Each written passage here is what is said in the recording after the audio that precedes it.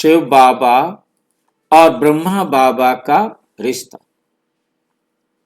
मनु ने अपनी बेटी इड़ा से प्रथम मानव को जन्म दिया। हम यहां पर देख रहे हैं कि मनु को भी प्रथम मानव कहा गया है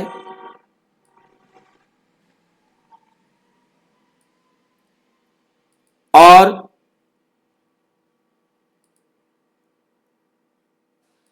ब्रह्मा को भी प्रथम मानव कहा गया है। एडम को भी, नोवा को भी, जो परमात्मा को निराकार समझते।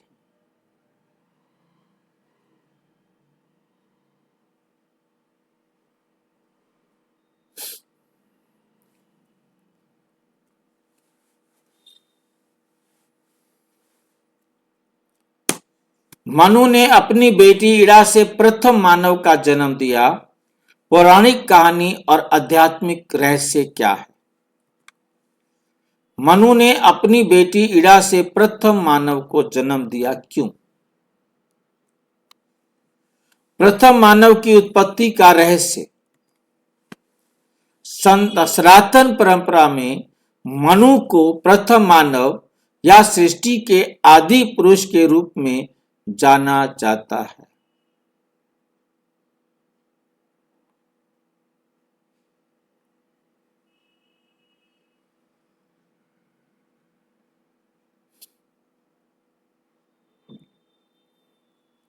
सृष्टि के आदि पुरुष के रूप में जाना जाता है। मनु की कथा सृष्टि की शुरुआत, मानव सभ्यता की स्थापना और परिवार व्यवस्था के गूढ़ रहस्य खोलती है। मनुस्मृति में उस कथा के अंदर शुरुआत, मानव सभ्यता की स्थापना और परिवार व्यवस्था के गूढ़ रहस्य खोलती है।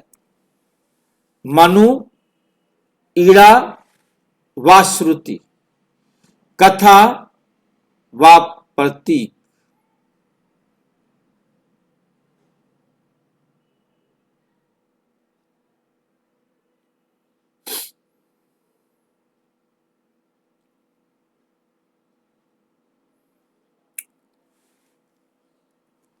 पुराणों के अनुसार ब्रह्मा से स्वयंभू मनु, शतरूपा, कहीं इड़ा, इला, श्रद्धा, श्रुति अनेक स्त्रियों के नाम हैं जो स्वयंभू मनु के संपर्क में आती।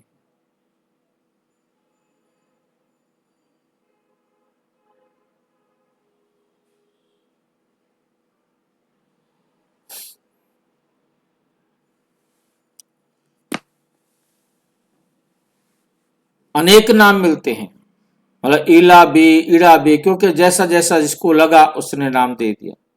मनु और इड़ा के संयोग से मानव सभ्यता की आरंभिक आधारशिला रखी गई। इड़ा भी ब्रह्मा की बेटी है।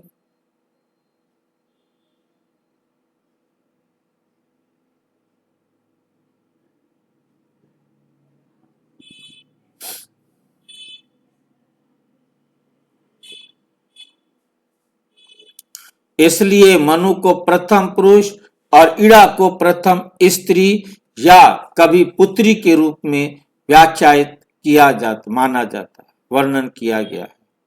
पुत्री के रूप में भी वर्णन किया है और पत्नी के रूप में भी, प्रथम स्त्री के रूप में भी वर्णन किया है।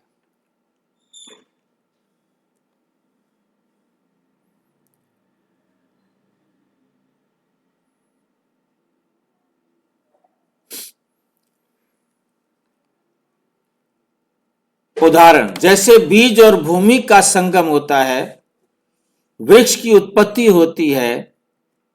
मनु बीज और इड़ा भूमि के मिलन से मानव जाति का जन्म हुआ।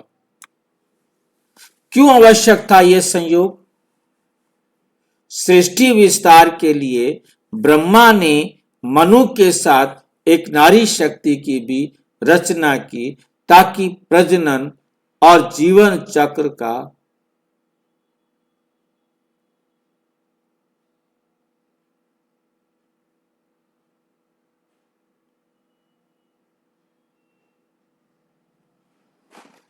एक नारी शक्ति की भी रचना की, ताकि प्रजनन और जीवन चक्र संभव हो।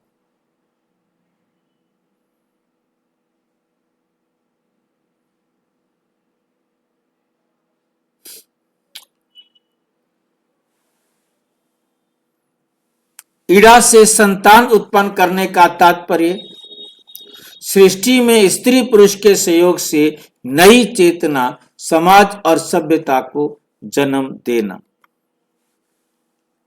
होली है 20 नवंबर 2025 सृष्टि विस्तार के लिए परमात्मा द्वारा साकार रूप को रचा गया, ताकि मानवता आगे बढ़ सके। Brahma, Manu, Ida all are symbolic of the journey.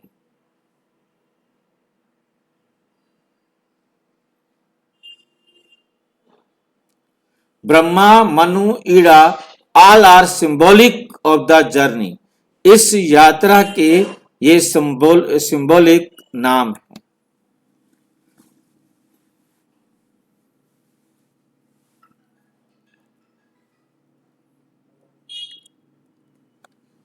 पौराणिक और प्रतीकात्मक दृष्टि इस कथा को शाब्दिक ना लेकर एक एक अर्थ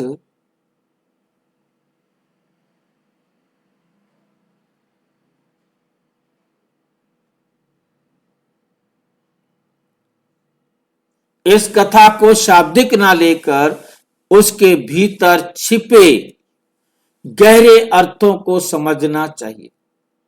मनु ईड़ा की व्यथा को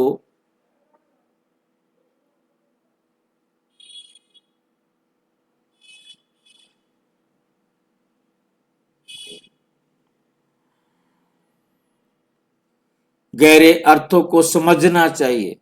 मनु ईड़ा की कथा सृष्टि के मूल चेतना के विस्तार और आदर्श ग्रस्त जीवन को दर्शाती है, जहां परिवार और समाज एक दूसरे का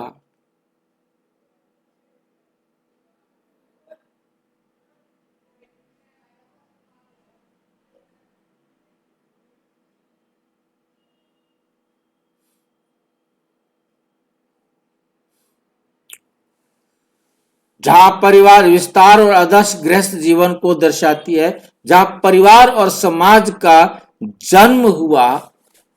उदाहरण जैसे दो नदियां मिलकर एक नई धारा बनाती है, वैसे ही मानव जाति का विस्तार मनु और ईड़ा के संगम से हुआ।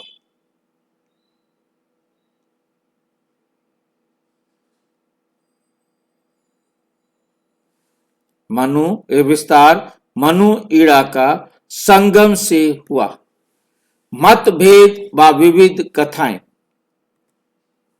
कहीं मनु की संतान के लिए शतरूपा का नाम, कहीं ईड़ा, कहीं इला ये श्रुति के नाम लिखे गए हैं।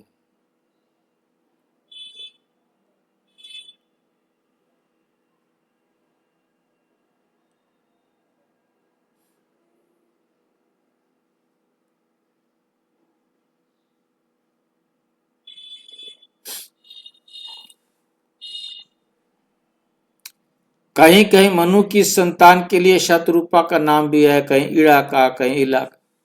भिन्न भिन्न नाम हो सकते हैं, पर मूलतः उद्देश्य मानव सृष्टि की निरंतरता, मानव सृष्टि लगातार चलती रहती है। पश्चिमी ग्रंथों बाइबल में भी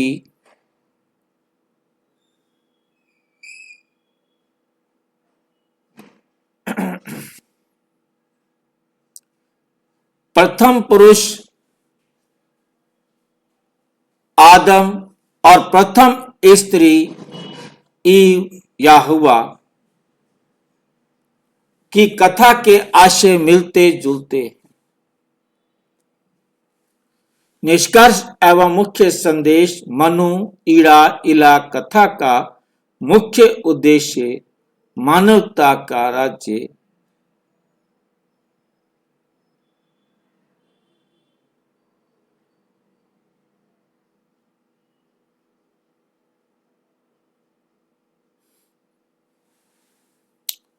मानवता का जन्म परिवार एवं समाज की नींव को दिखाना है।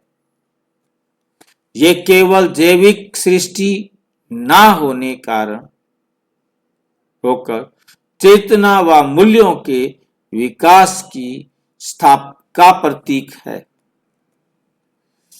इस रहस्य को समझने के लिए गहरे अध्यात्म का अध्ययन करें तथा अपने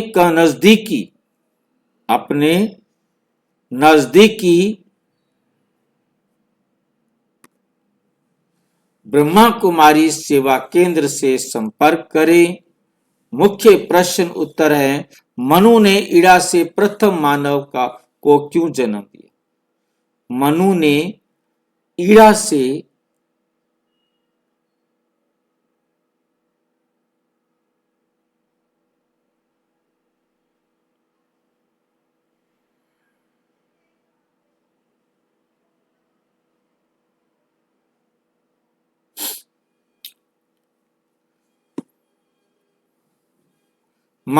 ईड़ा से प्रथम मानव को जन्म क्यों दिया? ये मानव जाति के विस्तार, समाज व परिवार की स्थापना हेतु है, एक प्रतीकात्मक कथा है। क्या ये कहानी शाब्दिक है या प्रतीकात्मक?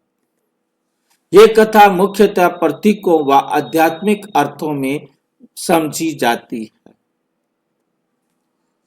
एक अन्य धर्म में भी ऐसी कथाएं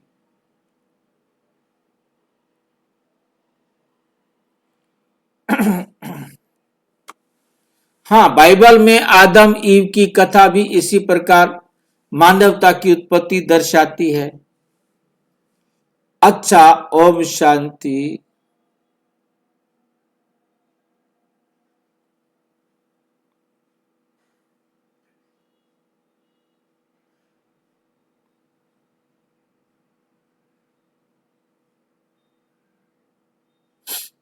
अच्छा, ओम शांति।